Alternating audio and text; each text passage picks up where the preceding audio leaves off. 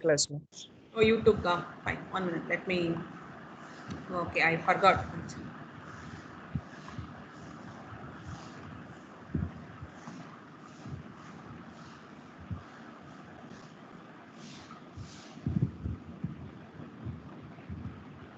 Is Advai Vishwanathan Swami and Satyamurthy are there? Yes, ma'am. Hello. Roll number 6 and 32. Hello. Yes, ma'am. Okay, you take notes today. Okay, ma'am. Um,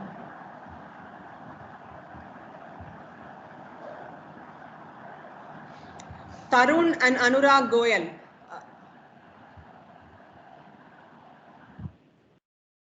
Yes, ma'am. Get to evaluate today. Okay, ma'am.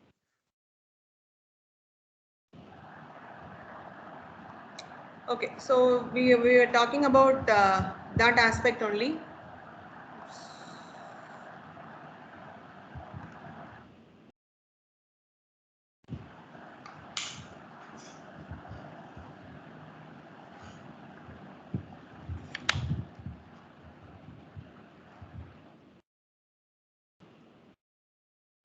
So axioms, we talked about this necessary sufficient conditions.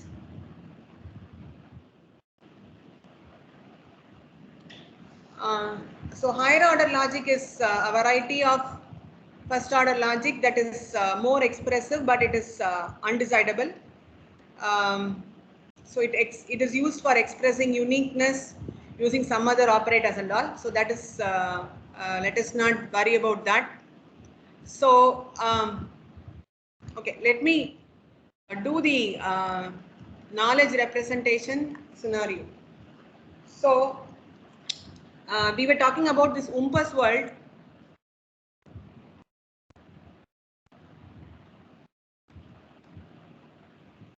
Now that you have implemented the Umpus world, it should probably be different. Okay, you should be in a position to understand this better. So you can represent a more powerful representation using the first order logic than your propositional logic. So you can actually say that percept is a function which will take, is a predicate having 5 terms. So which can be either stench, that is smell, or breeze, or it could be a glitter, or it could be none and none, scream and shoot, right? So this could be none. So this could be 5 arguments which you can think of, okay? And ask wheres. So what does it basically return? We said this will return if there is going to be from the knowledge base. Can you get a truth value for this particular function? So best action a comma 5. So there exists a such that what is A's best action could be your question. So this knowledge base is assumed as a default knowledge base. So you will basically get a value of A having this particular 5 arguments that is going to be giving you a best result. Okay. You can also say that for all T, if T glitters, this implies the best action will be to grab. Okay, grab T. So you can actually try to use functions in order to simulate this environment. So another example would be for all S, if S is breezy, then this implies there exists an R which is adjacent. R and S are adjacent, and fit is available in R. Now you have to define this function adjacent. So you can define the adjacent function using whether it is going to be for all x comma y comma a comma b. You define this adjacent function adjacent x comma y comma a comma b. That is if this x is equal to a and y is equal to B minus 1 or B plus 1. Okay. So this will be adjacent to each other. So this is going to be if and only if x is equal to A and y is equal to B minus 1 or y is equal to B plus 1. Okay. Or x is equal to y is equal to B and x is equal to A minus 1 or x is equal to A plus 1. You call that as an adjacent relation. So you can try to define something of this scenario and then see if it is going to be correct or not correct. So adjacent will basically be done that. So pit of R. So you would have already got some squares as pit.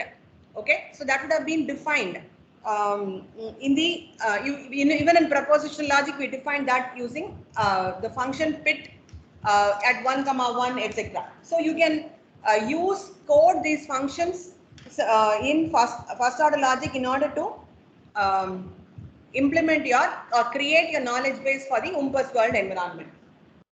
Now you can do knowledge engineering in first order logic. So what is knowledge engineering? This is the most common jargon which people typically use whenever they say about AI, they talk about knowledge base and knowledge engineering, etc. So knowledge engineering in first order logic. So this is going to be the next topic where you will know the procedure to construct a knowledge engineering process. Okay, so knowledge engineering is nothing but the process of constructing a knowledge base. Okay, process of constructing a knowledge base is called as knowledge engineering, and there are some steps involved. Okay, so you can actually create a special purpose knowledge base, or you can create a general purpose knowledge base. Okay, you can create a special purpose knowledge base or a general purpose knowledge base. Now, what is special and what is general? So, for example, there is a concept called as, say, for example, you are defining a e-commerce store. Okay, you are you are creating an e-commerce store, and say, for example, Amazon or say Tata Click. Okay. Now, this Amazon and Tata Click will have all products that you try to name. So, right from say this, I don't know what you call it, this dried cow dung, right? So, right from that till a computer or a laptop, iPhone, you name it, dress, apparels, jeans, t-shirts, books, etc. Electronics, you will get everything in Amazon.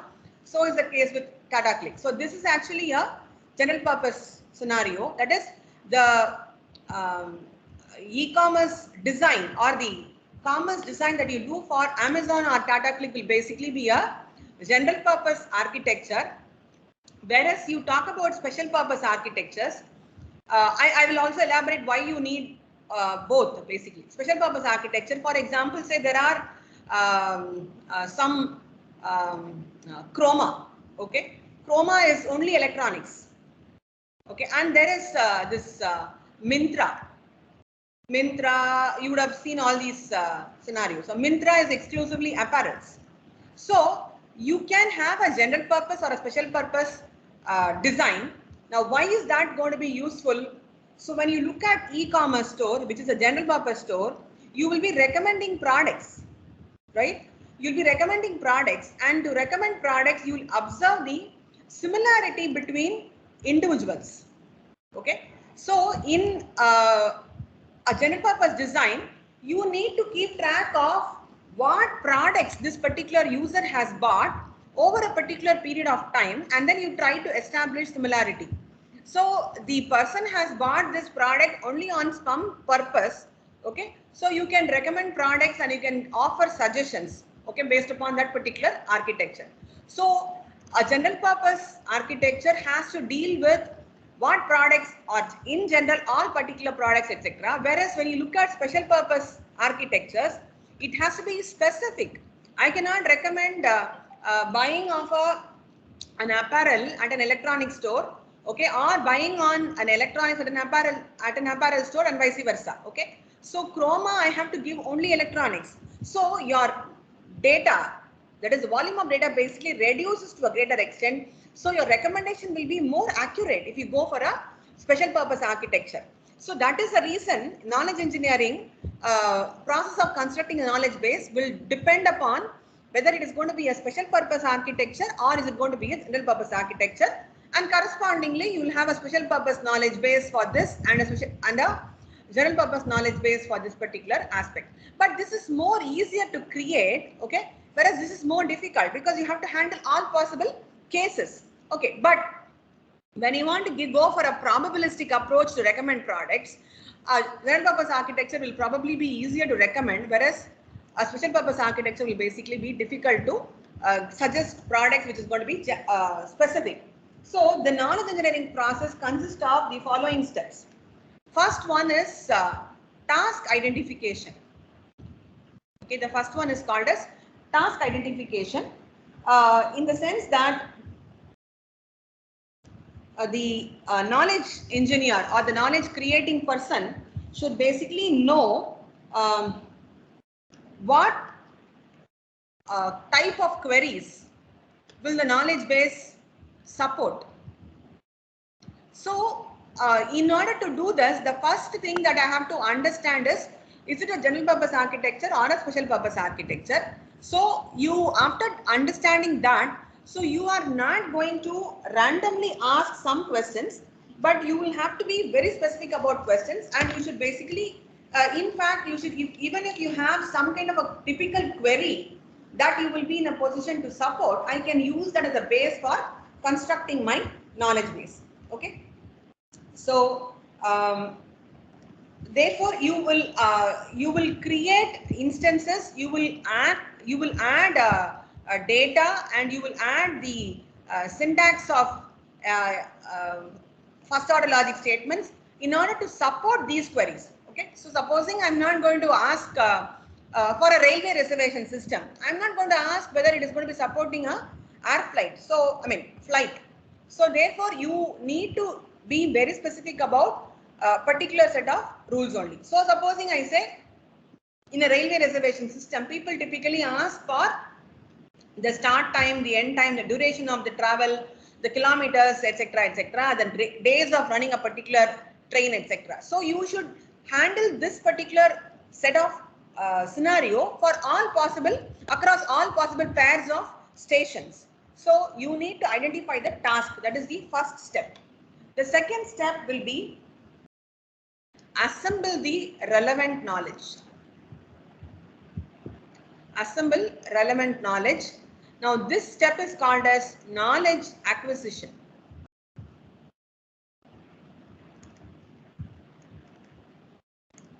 Okay.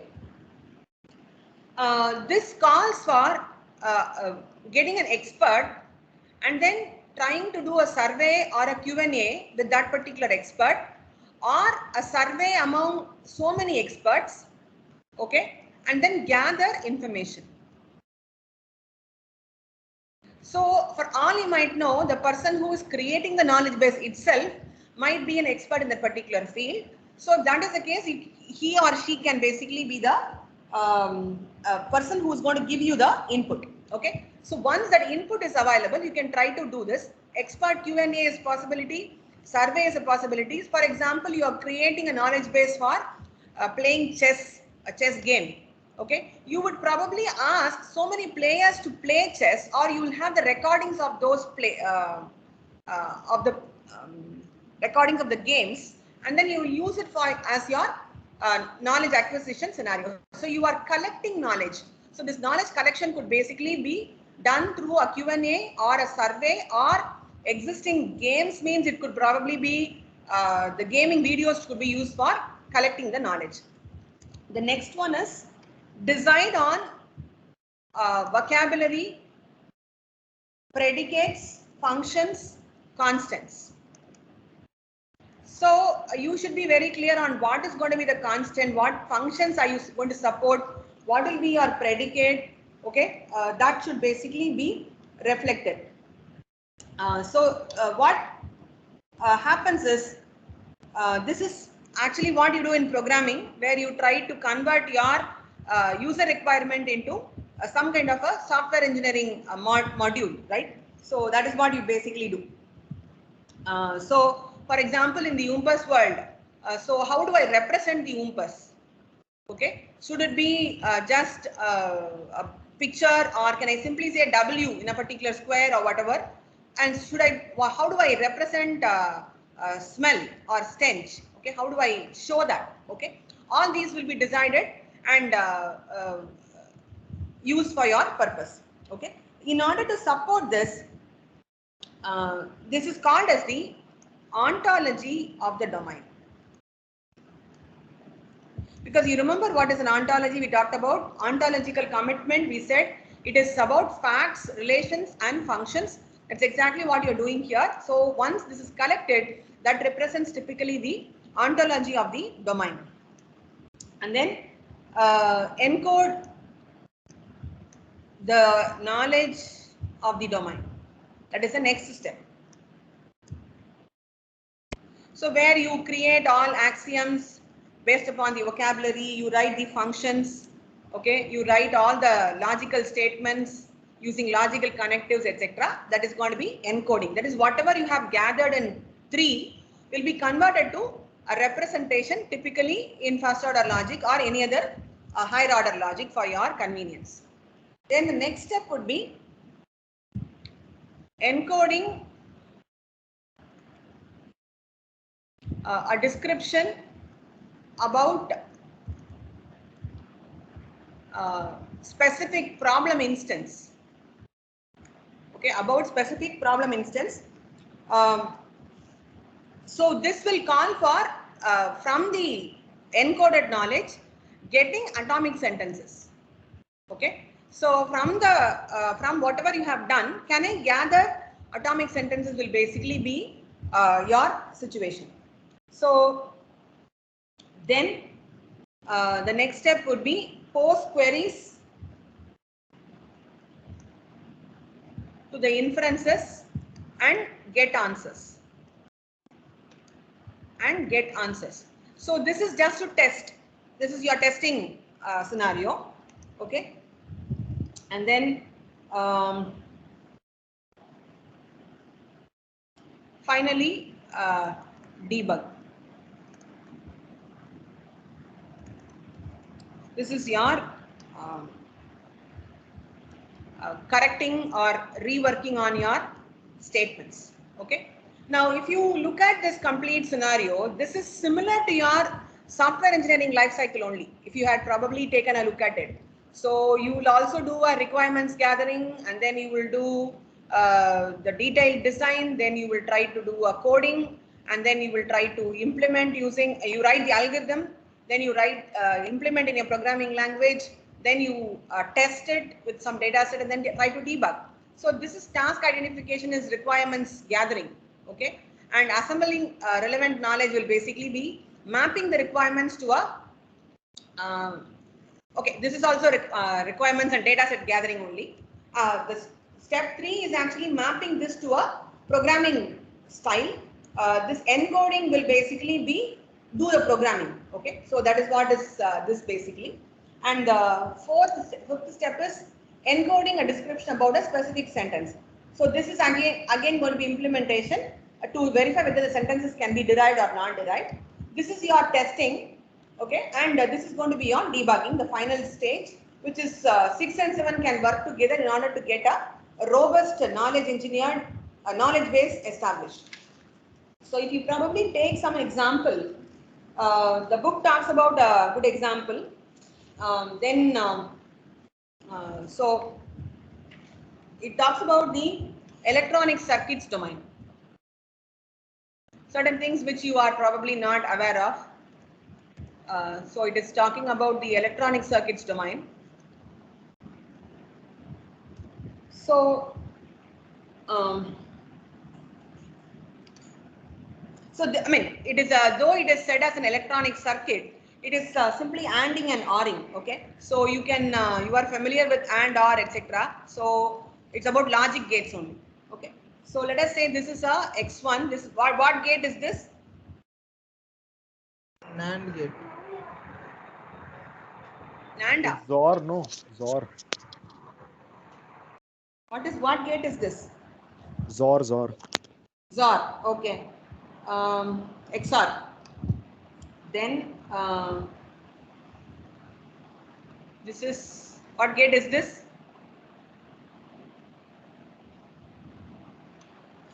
AND gate. This is AND. Okay. This is also XOR.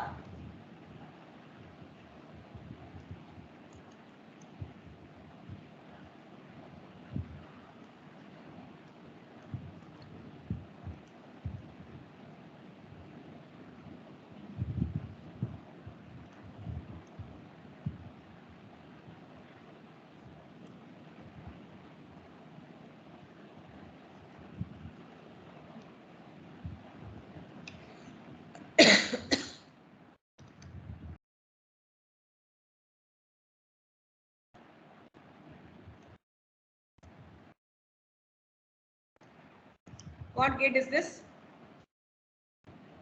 OR This gate. is OR. This is AND, and this is X1 and X2. Say you want to understand this particular architecture, for example, say. So this is your output 1 and 2. You had 3 inputs, 1, 2, and 3. So you have so many combinations available. So you want to convert this, you want to represent this diagram as a knowledge base. For example, say this is a good task. That's why I didn't choose any other example which you are already aware of, like recommendation system or any design. So this is a good example. So the first step is what? Identify the task. Okay, task identification. So in the first step,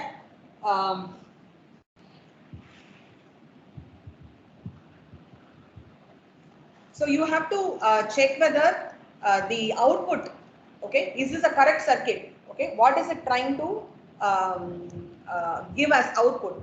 Okay, so should it be always? I mean, will this be always one? Will both the outputs be always one or not? Okay, all those aspects you can try to understand and see what this circuit basically does.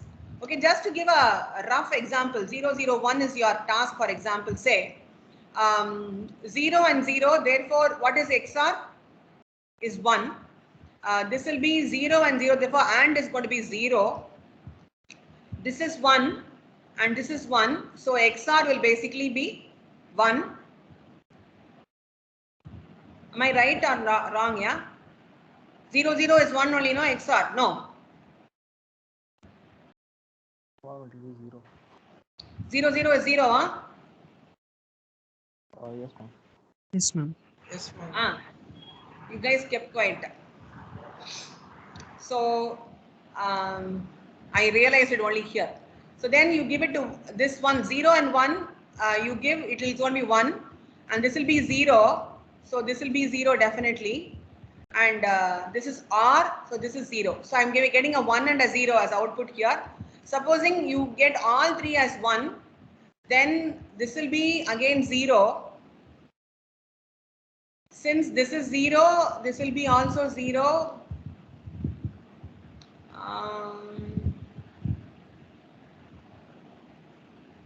But this is going to be 1. So therefore this is 1. So some changes are there. It is not the same output throughout. So there is going to be some change in the output. So you will find out whether what is the time delay. Okay. So is the time delay permitted? Okay. Does it intend to do what it is supposed to do? Okay. Intention and the actual, are they same? So all these could be done in your task identification job. Then you try to do what?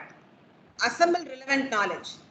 So the next step is assemble relevant knowledge, where you are getting an expert and or a Q&A and then try to do a survey.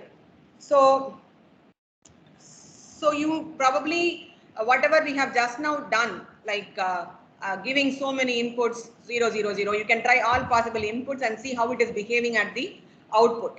So you can try to show that, and that is what is the second one, which is assembling relevant knowledge. So you are basically drawing a truth table, okay, for this particular architecture, because Here survey is not required. Here you do not need to have a expert Q&A, etc. You can just, you are an expert because you know how AND works, you know how XOR works, you know how OR works. So you will try to get that, but basically established.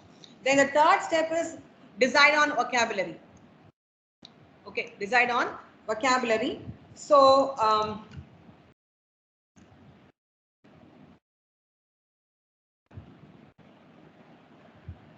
so you can decide x1 means XOR. Then I will call this as type of x1 is going to be my function. Then I can say circuit. Then I can say terminal node, okay, of x. Or I can say connected. Two nodes are connected or not connected, okay. So signal of t. So does it get an input or not? Okay, all those could be my terminologies which I can call it as a vocabulary. So connected, is connected could be a function. Terminal, is it a terminal node could be a function. Is it a terminal gate could be a function. Does it get signal could be a function. Does it have the circuit? Is the circuit connected could be a question, or is the circuit turned on could be a function. Okay, so you can decide on all the scenario. So input 1 comma x1, is x1's input 1? Okay, that could be your question. So all these could be your vocabulary which you can try to decide on. Then the next step is encode the general knowledge. Now this is going to be difficult. Just like how your programming is going to be difficult.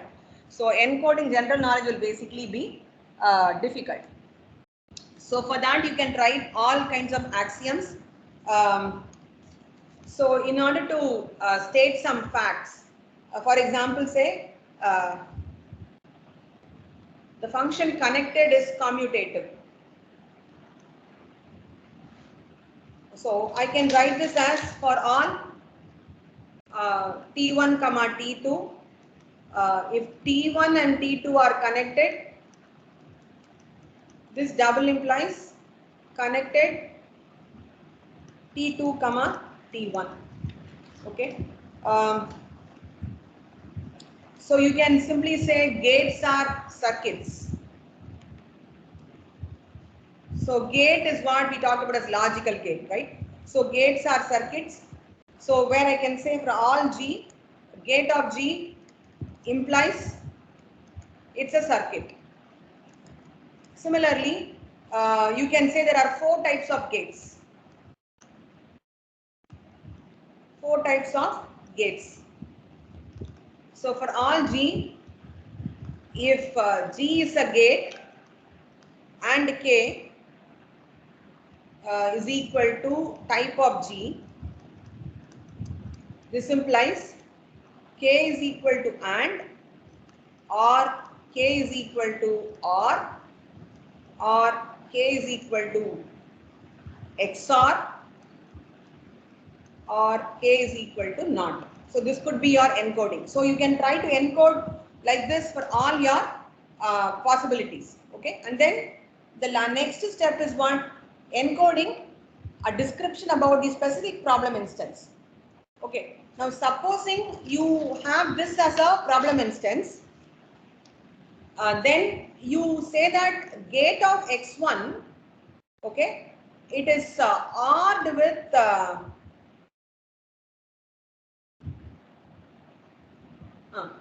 gate of x1 is going to be of type XOR. That could be your statement. Similarly, gate x2 is also of type XOR, and this, if you call this as A1, gate of A1 and type of A1 is AND. So this is going to be OR, this is going to be AND. So if you want to encode this specific instances, you will write statements like this: gate of x2 and type of x2 is equal to XOR.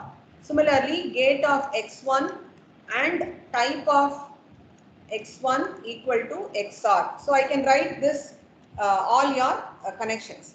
So then I can, depending upon how this architecture is connected, okay, so I can say out of x1, okay, and is given to in of x2. Okay, I can say that. So connected out of x1 is connected to in of x2. Out of x1 is connected to in of a, call this as a1, a2. Okay, connected to in of a2, etc. So I can do all those scenarios, whatever. I can just explain this circuit as an instance, as a specific instance of the problem, because that is what finally is going to be used for getting my query. Okay, so I can write some sample statement like this. Connected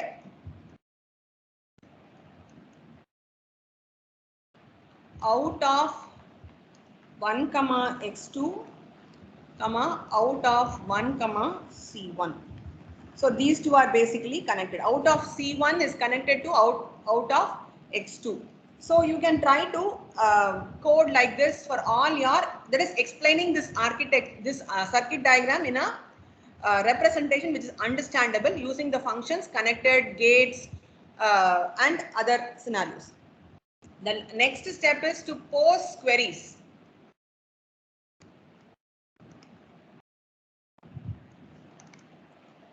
So you can pose query saying that do I have a signal in 1 comma C1? Is C1 available in 1? Do I have a signal available? So there exists some I1 comma I2 comma I3. So is equal to I1. Okay, that could be my query. So I can just pose query and then verify my circuit diagram's validity or not validity or invalidity basically. And then lastly, if some query is going to be incorrect, so you have to debug the knowledge base and then try to change the sentences in order to support your query. So this is the approach to knowledge engineering, where you have a 7-step procedure in order to do your task. Okay. So which is task identification, assemble the relevant knowledge, decide on vocabulary, encode the knowledge domain, and encoding a description about the specific problem instance, and post queries to the inferences and get answers, and then check if it is going to be correct or not by using a debugging scenario. Once that is done,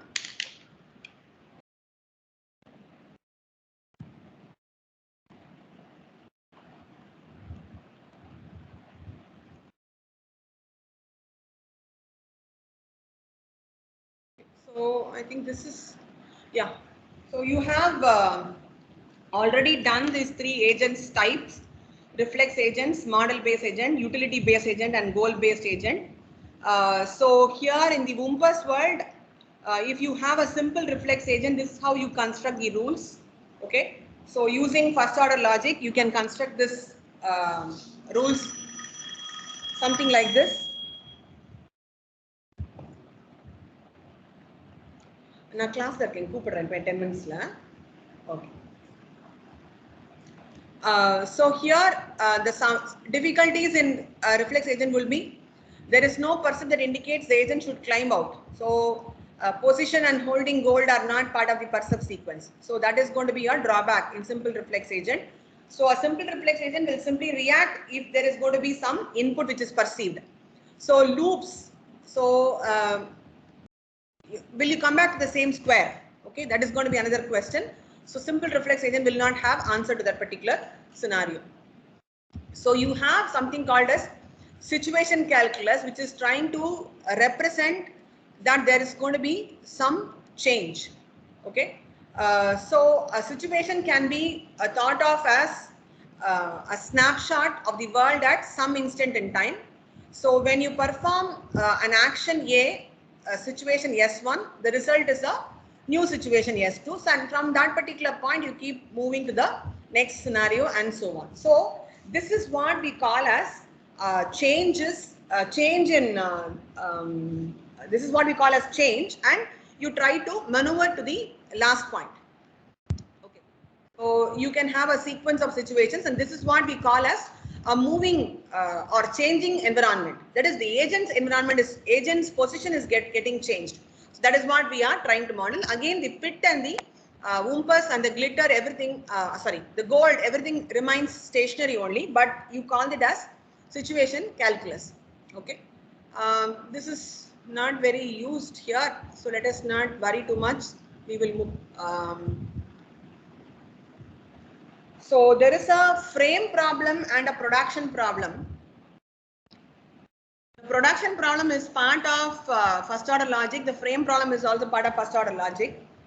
So the frame problem is, it is based upon some, that is changing, representing change using a sequence of scenarios like this. So that is why it is called as a frame problem. Okay. So if the property X doesn't change as a result of applying action A in a state S, then it stays the same. So this is called as the frame axiom or the theorem. Okay. For example, if the property X does not change as a result of applying action A in state S, then it stays the same. Okay. So for example, if you try to move from one square to the next square and you are not experiencing anything, any new environment, etc., then it is basically called as the frame problem.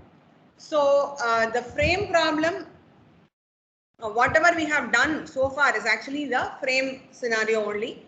So it is also based upon the successor state axiom, which basically says that every way, okay, you try to kind of look up in a particular table whatever data you wanted to find out, or whatever move you have to perceive, whatever action you have to do in order to go to the next state.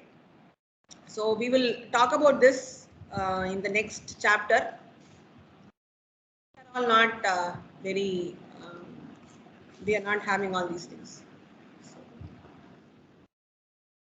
Goal-based agents, we'll talk about this. So these are all, it's more on, these are more specific to a pure AI course. We are just doing an introduction. So this is sufficient as far as Unit 2 is concerned. Now Unit 3 will be focusing on, more on the first order logic inferencing and the algorithms for that, and a knowledge representation task of the first order logic statements. So we will do that. Now we will start that particular topic.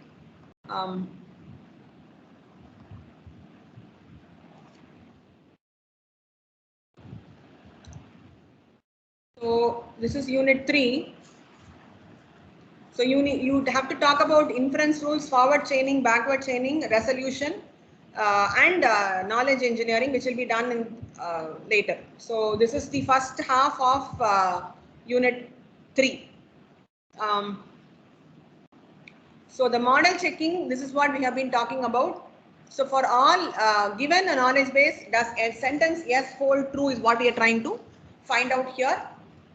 So supposing you have models M in which knowledge base is true, and if for all M yes, then S is probably true, and for all M not S, then S is probably false. Okay. Otherwise, you have there exists another model M1 and S, and there exists another model M2 not S, where S is satisfiable, but neither probably true or probably false. So that is going to be your general test for model checking. So this is what we will be checking as part of the forward chaining algorithm and the backward chaining algorithm. So does this sentence hold good in this particular model is what we will be doing as we move on. So this universal instantiation, whatever we have already talked about in the context of propositional logic, will be also used here. The modus ponens, then whatever we talked about as the AND elimination, the biconditional elimination, all those will be applicable here also. Okay, the rules are the same, the inference rules are the same. It is just, it will be operating on first order logic principles as against propositional logic principles. So here, every instantiation of a universally quantified sentence is entailed by it. So for all B alpha, for all B in alpha, you can substitute B by G, okay, and alpha. That is going to be derived. Okay, so for all B alpha, you can substitute V by G and alpha. So where V is any variable and G is called as the ground term. So that can be derived from this particular alpha. So example would be, for all x, if x is a king and x is greedy, this implies evil x. This is your statement available. Okay, this is available in the model. So you can say that you can substitute x is John. Okay, if John is a king and John is greedy, this implies John is going to be evil. That could be your derivation. So you are substituting the value for x with the new ground term available in the knowledge base and the query.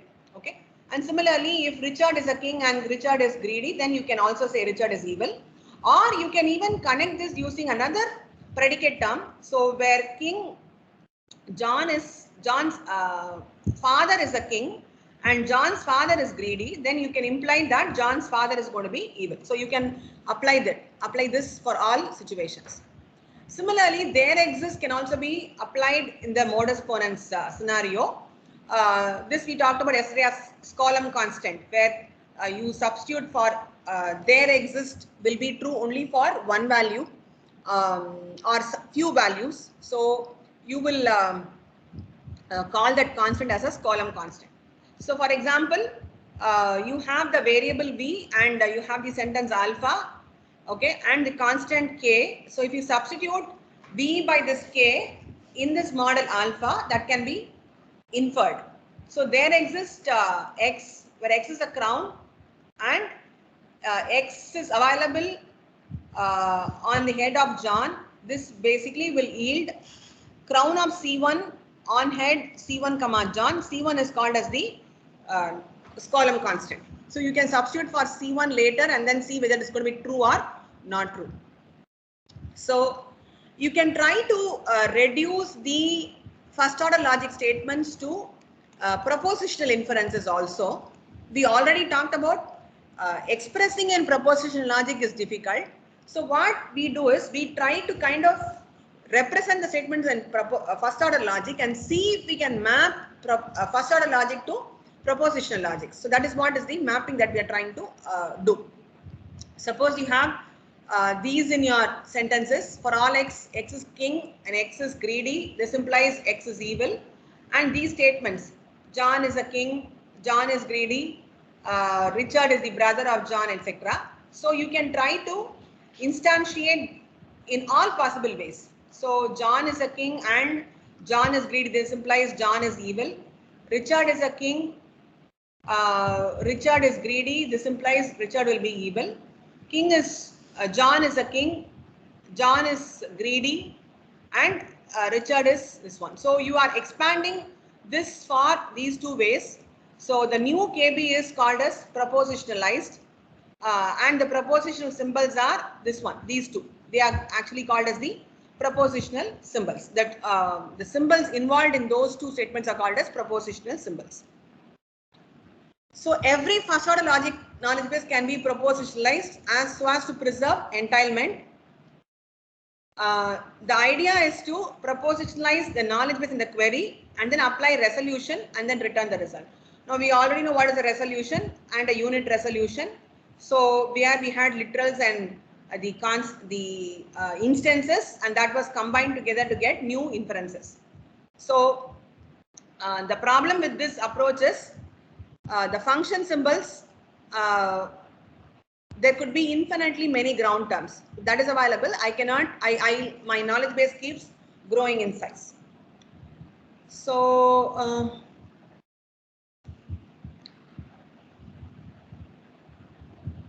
this is a theorem proposed by Herbrand in 1930. It's given in the textbook actually.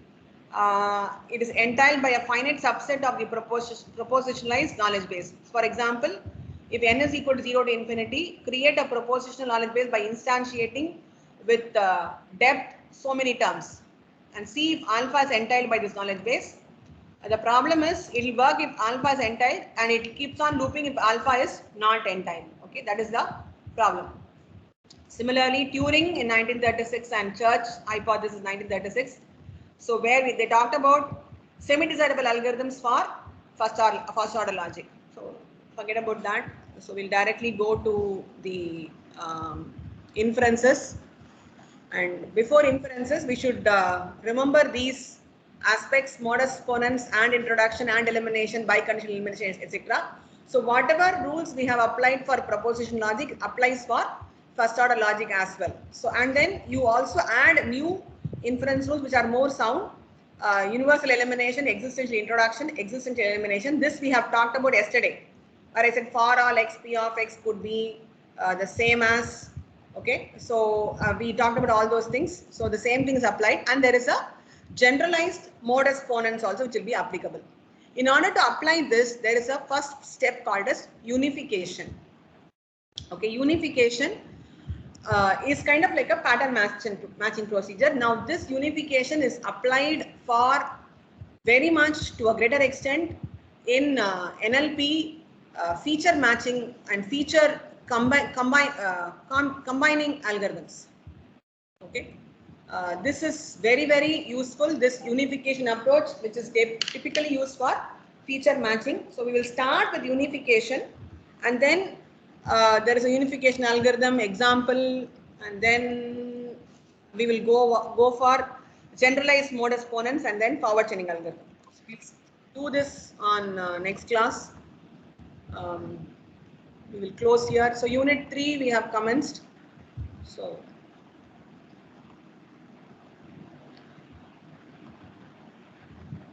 you will have the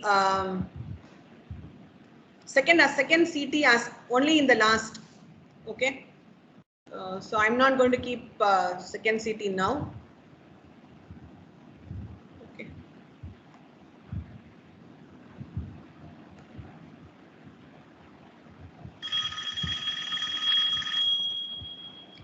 Okay, thank you. Thank you, ma'am. Thank you, ma'am.